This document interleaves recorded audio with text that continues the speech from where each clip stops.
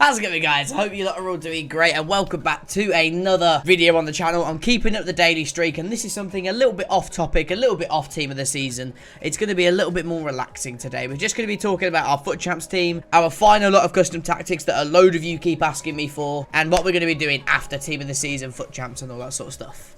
So sit back, relax, and big thanks to Aniba for sponsoring today's video as well. Massive thanks to those guys over there. Go check out some game codes if you haven't already. But without further ado, this is the team that we are using as of right now. A lot of you teams have seen either whether you play me in the weekend league or whether you've just seen my team on Twitter or on a couple of the streams that we've done, that sort of thing.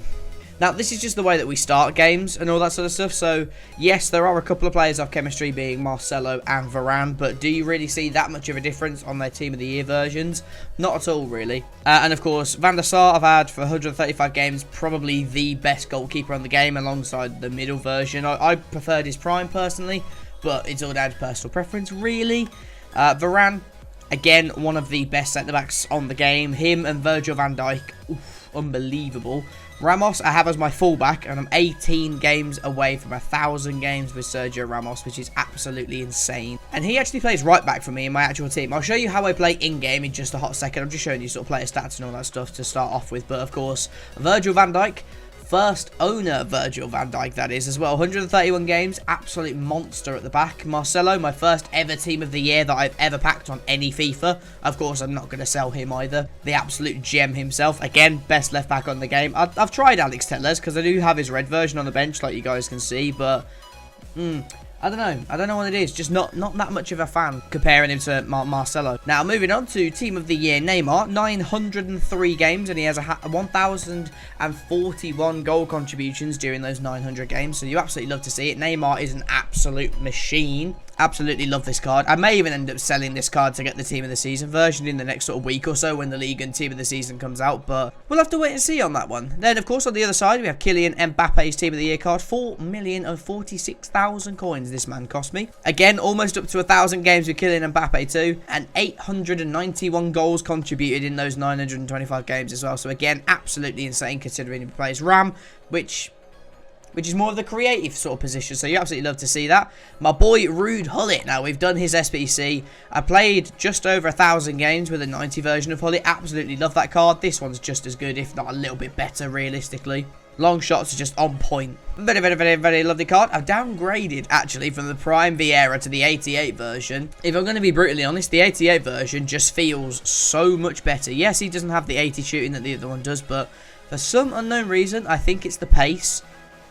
This 88 version just feels so much better, and I have no idea why.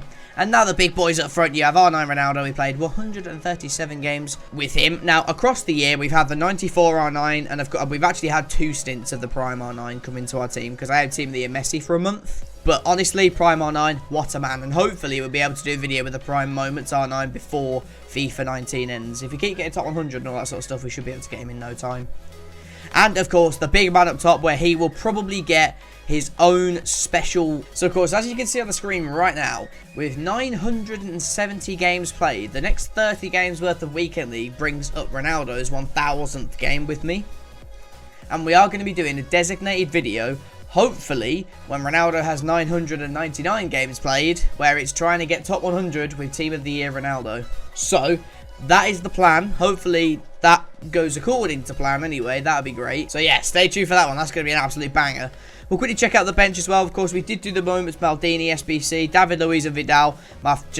They're just there if I really need them, realistically. We did the Eusebio SBC literally a week ago, something like that. Absolutely beautiful card yet again. My red Team of the Season, Pierre-Emerick Aubameyang. What an absolute super sub he is. By the way, those 39 goals, Aubameyang has never started a game for my club. He's come on in the last, like, 20 minutes of getting FUT Champs games. That's it.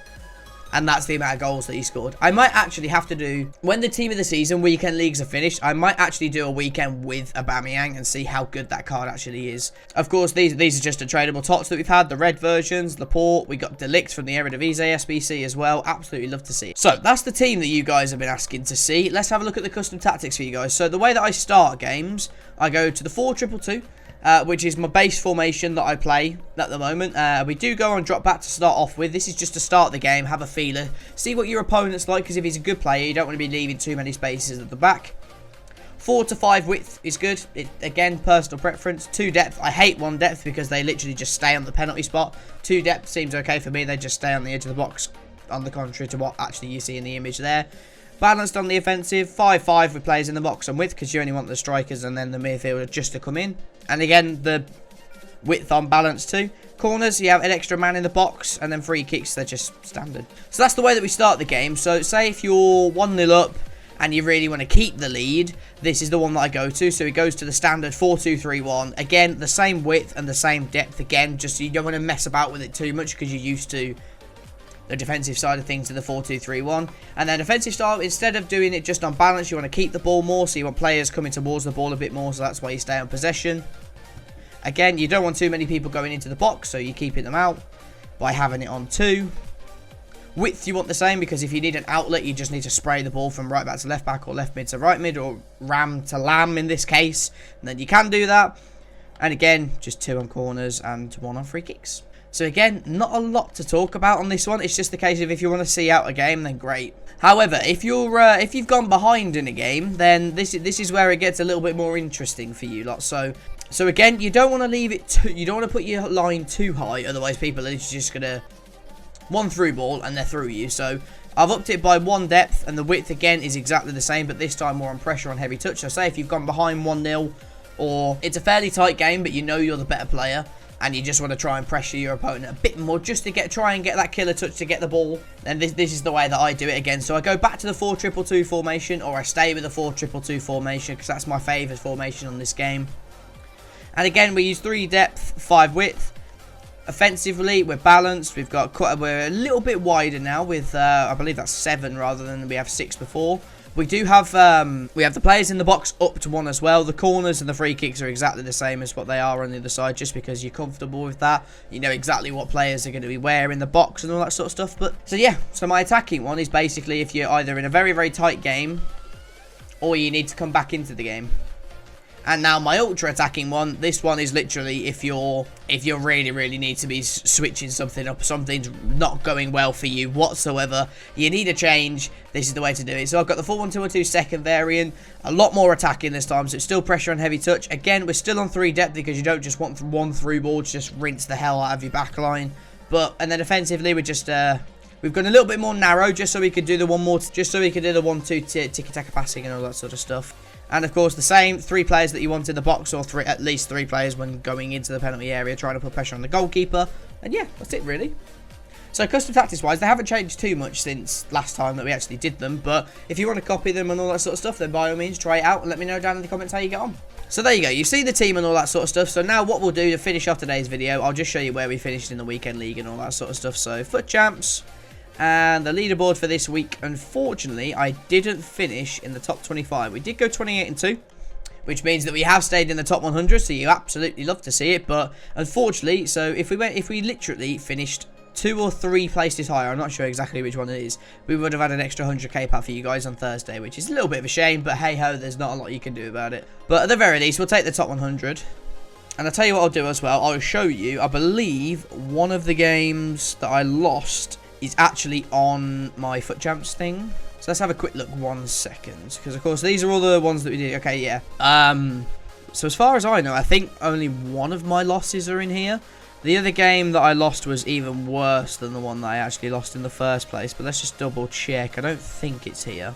Okay, so my second loss isn't there, which was a really, really bad and cheesy loss, to say the least. But this is played a lad called Vitor Hugo, who was a decent player, granted, but I felt like I should have won the game realistically.